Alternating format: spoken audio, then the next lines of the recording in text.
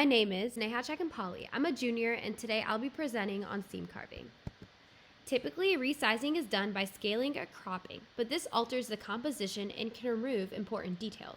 We want the best of both, decreasing the width without having to crop out any object or without distorting the objects and removing those empty areas between the objects so that the interesting parts of the picture remain. This is why we use seam carving. Seam carving is a resizing method that allows for a change in the size of the image by modifying the least noticeable pixels in an image and reducing the size of the image dimensions by either the height or the width one at a time.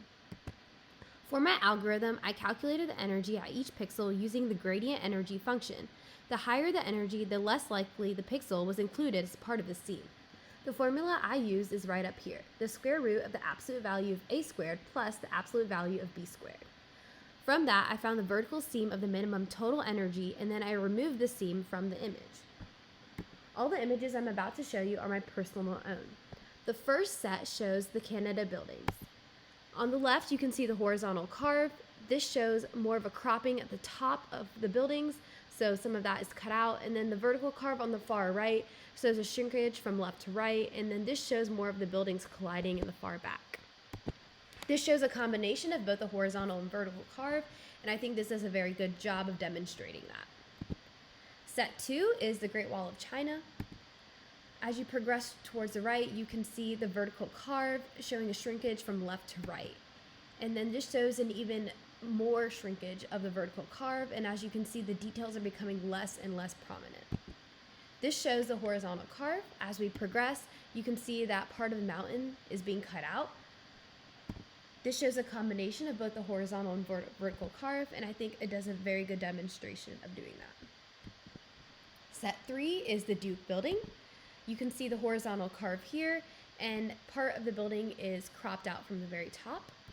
In the vertical carve, there's another shrinkage again from left to right. This also causes the human on the far bottom to be cut out, and this is due to the fact that humans are highly structured pixels. This shows a combination of both the horizontal and vertical carve. Set 4 shows an image of me blowing at the snowball. This shows the horizontal carve. As you can see, the trees are being cut out from the very top due to the shrinkage from top to bottom. The vertical carve, as you can see from left to right, you can see that I'm slowly fading, and that again is due to the fact that humans are highly structured pixels. This shows a combination of both the vertical and horizontal carve, and I think both images do a very good job of demonstrating that. Set 5 shows a picture of both me and my sister. On the left, you can see the horizontal carve, and I think this is a very good demonstration of that. As you can see, the image in the back of the downtown skyline is still very much seen.